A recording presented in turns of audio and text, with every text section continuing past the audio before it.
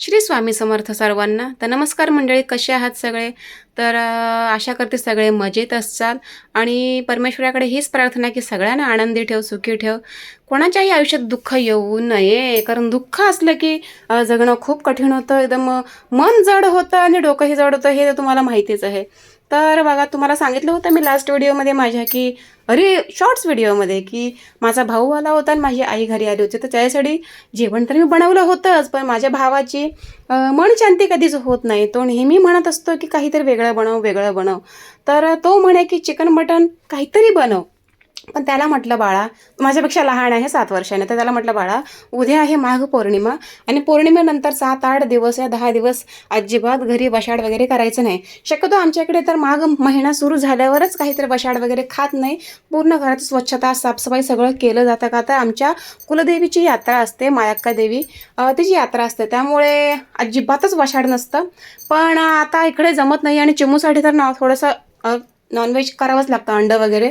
तर त्याला म्हटलं पौर्णिमेपासून तरी 8-10 दिवस पाळायचं आहे, त्यात नको अजिबात काय चिकन मटन वगैरे काही नको आणायला, कारण तो नेहमी स्वतः घेऊन येतो आणि मला बनवायला होतो. मला तो दुसरा कुठलाही त्रास देत नाही की तू हेच आण तेच आण.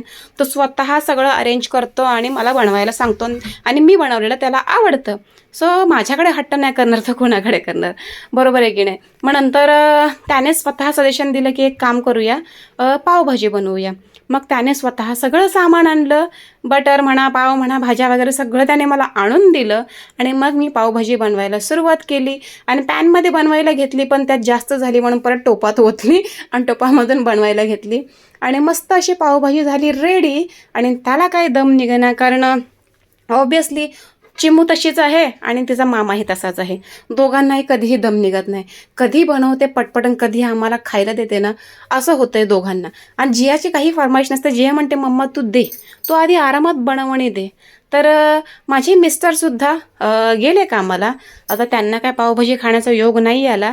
त्यांनी आपलं भाकरी मला बनवायला लावली, एकच भाकरी झाली आणि दूध भाकरी खाल्ली आणि ते कामाला निघाले. त्यांचं असं कधीही मध्ये किरकिर नसते की तुम्ही काहीतरी वेगळं स्पेशल बनवून खाता, मग मला तुम्ही देत नाही, मला तुम्ही बाजूलाच ठेवता आणि हे चुकीचं आहे आणि माझं मानपानच नाही ना, असं नाही तसं नाही. अशा काही चिल्लर गोष्टींसाठी ते कधीही भांडत नाही. त्यांनी आपली दूध भाकरी खाल्ली आणि त्यांचे ते कामाला निघून गेले. आणि नंतर किरणनी येता येता सगळं सामान बाहेर गेला होता, तो तर येतात सगळं सामान घेऊन आला आणि त्याने सगळं दिल्यानंतर मग आम्ही पावभाजी बनवली. सो नंतर ते स्वतः मला म्हणाले, मिस्टर, की सकाळी आल्यावर मी पावभाजी मात्र खाणार, आता जरी नाही खाल्ली ना तर सकाळी मात्र मला पावभाजी पाहिजे म्हणजे पाहिजे. बरोबर आहे की नाही? हा, तशी तर पाहिजे. आता आम्ही सगळे खाणार म्हटल्यावर त्यांना नको आहे का? आणि कसं असतं, काही नवरे खूप वात्रट आणि आगाऊ असतात. एवढं जे मनावर घेऊन बसतात ना की मानपान त्यांना लय महत्त्वाचं असतं. पण तसं आमच्या घरात नाही, असं नशीब माझं. आणि नेहमी माझी आई चिमूसाठी का होईना नेहमी आठवडा 15 दिवसांनी का होईना येऊन चक्कर मारते. या माझी चौकशी करण्यासाठी ती अशी कधी बोलून नाही दाखवत, पण मुलांच्या ह्याच्यासाठी त्यांनी माझ्यासाठी तरी स्वतः ती स्पेशली सारखी येत असते. जवळ आहे त्यामुळे त्यांना येणं जमतं, ठीक आहे. ज्यांचे आईवडील खरंच खूप लांब असतात त्यांच्यासाठी खूप वाईट असतं की त्यांना यायला जमत नाही आहे, पटकन असं भेटायला वगैरे जायला जमत नाही. तर तशी मी थोडी नशीबवान आहे. भले मला जायला जमत नाही आहे सारखं, पण माझी आई, या बाबा, या भाऊ, ते सतत मला येतात भेटायला. असं नाही की तू असंच कर तसंच कर, जसं करेल तसं ते ॲडजस्ट करतात. पण माझ्या मुलींखातर ते भेटायला येतात म्हणजे येतात. ही खरंच खूप मोठी गोष्ट आहे आणि त्यातच मला खूप भारी वाटतं. आणि जेव्हा ते निघून जातात ना, जोपर्यंत आहे तोपर्यंत काही वाटत नाही, पण जेव्हा ते निघून जातात ना, थोडंसं का कुणास ठाऊक एक वाईट फिलिंग येते की जायला नको होतं, या काय थोडंसं एकटं एकटं वाटतं. बहुतेक आता ते कसं आपलं नातं आहे म्हणून असावं बहुतेक, पण थोडंसं वाईट वाटतं. आणि जेव्हा आपण सासरहून माहेरी जातो ना तेव्हासुद्धा माहेरून सासरी येण्याची बिलकुल इच्छा नसते. पण नवऱ्याचेच 10 वेळा फोन असतात.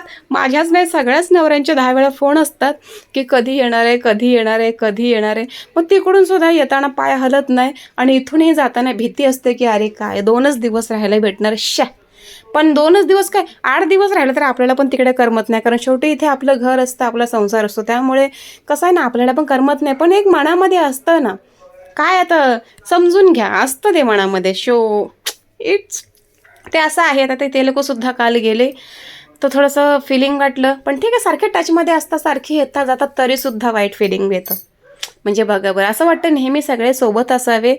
सो ठीक आहे, पण आपलंच माणूस येतं चौकशी करायला आणि आपलं माणूस खरंच असावं, खरंच असावं. मला तर खूप एकटं एकटं वाटतं कधी कधी. जेव्हा चिमू खूप त्रास देते ना, तेव्हा अक्षरशः नको नको होतं. कारण मिस्टरही सारखे कामावर असतात, बाहेर कामाला गेले का परत दुसरीही कामं करतात. त्यामुळे त्यांचं जास्त घरी येणं वगैरे नसतं. ते त्यांची कामं झाल्यावर पूर्ण ते घरी येतात आणि खूप चिडचिड होते. पण अशामध्ये सारखे आईचे फोन असतात या त्यामुळे ते येणं जाणं असतं, ते बरं वाटतं जरा. ठीक आहे, तर चलो, पावभाजी रेडी झालेली आहे आणि ह्या तिघांना काही दम निघत नाही, तर ह्या तिघांना देते पावभाजी खायला. आणि सुंदर अशी पावभाजी भरपूर केलेली आहे, जेणेकरून आताही होईल आणि उद्या सकाळीही होईल आणि बाबांनासुद्धा डब्यात भरून मला देता येईल. सो झालेली आहे रेडी. आणि ही पावभाजी तुम्हाला सांगते, लॉकडाऊनपासून आम्ही जी घरी बनवतो आहे ना, शपथ ते अजूनही बनवतो आहे. आणि आता मला ही चिडचिड होते, बाहेर जाऊन पावभाजी खायची म्हटले ना, की त्या हॉटेलवाल्याच्या मड्यावर 110 रुपये घालायचे आणि तो देणार 2 पाव आणि एवढी चिटकभर भाजी देणार. घरी आपण भरपूर पाव आणि भरपूर भाजी घेऊन मनसोक्त 150-200 रुपयामध्ये आपण 7-8 जणांची पावभाजी बनवू शकतो. सो सुंदर अशी पावभाजी झालेली आहे. तुम्हीही असं बनवून एन्जॉय करत असाल, आम्हीही असंच एन्जॉय करतो घरामध्ये. तर चला, भेटू पुन्हा एका नवीन व्हिडिओसह. व्हिडिओ कसा वाटला नक्की लाईक करा आणि कमेंट्स करा. Okay, bye.